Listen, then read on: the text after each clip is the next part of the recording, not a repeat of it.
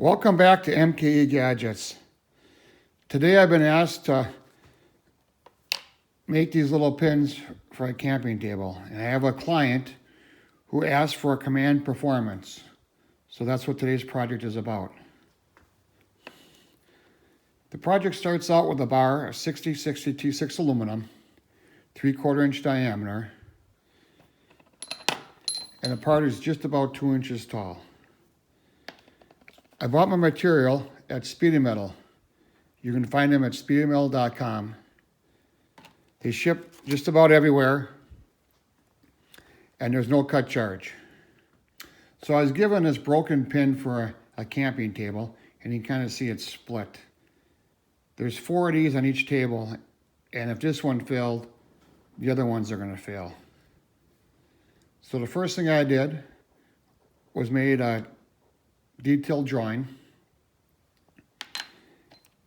and then I cut my aluminum stock. I turned one end and I machined it to length.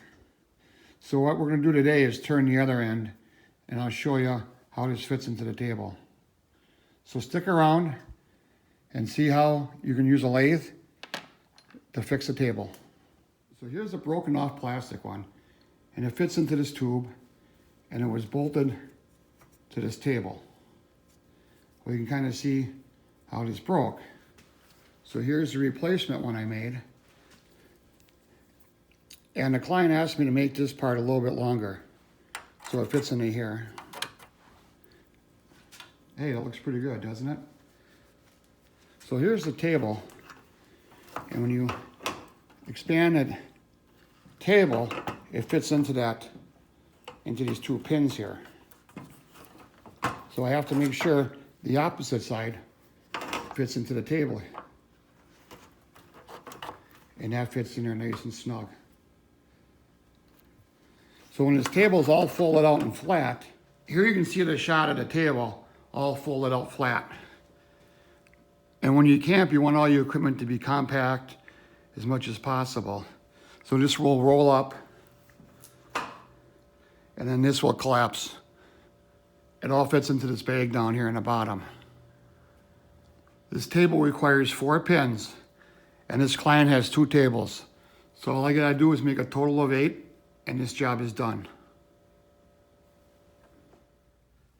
Before you start any work on the lathe, you have to make a detailed drawing. And that's what we have here.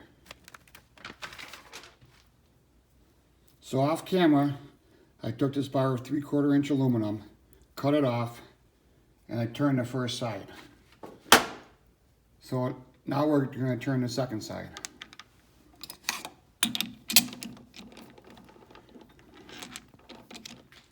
I'm taking 20 thousandths of an inch a pass.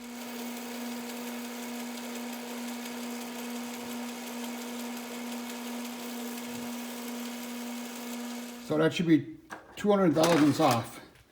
We'll check it with micrometer.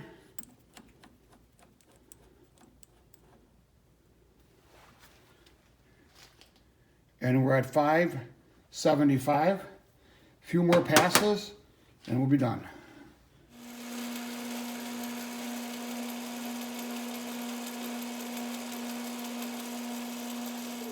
Okay, the diameter can be no bigger than 440. I'm 436, I'm a couple thou undersize.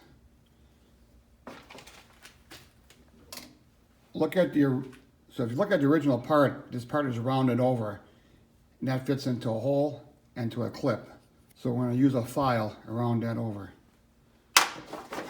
So whenever you file on a lathe, always have a handle on it, because the tang here is pointed, and that could go into your hand if it catches a chuck, or if it catches or slips on that. You don't want to do that.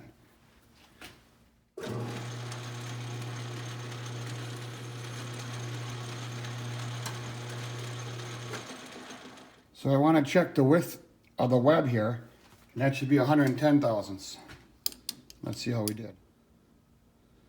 So this web should be 110 thousandths. I'm at 111 thousandths. I'll call that good. Last operation. So with a piece of Scotch-Brite, I'm just going to deburr it and clean up these edges here. There's a little bit of a burr here, and that file made some rough edges. Someone once told me, if you can't make it perfect, make it shiny and use a Scotch-Brite. So that's what we're gonna do.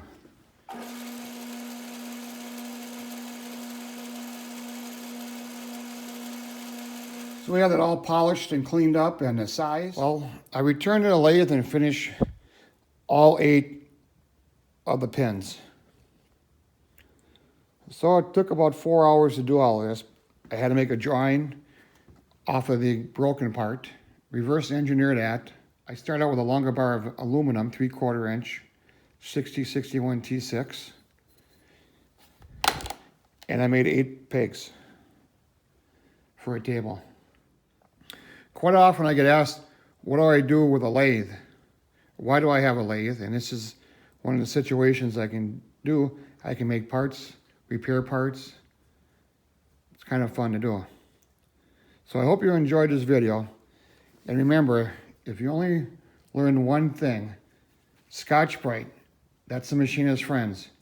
If you can't make the part perfect, make it shiny. This is MKE Gadgets. If you haven't subscribed, please subscribe. Tell your friends. We'll see you tomorrow.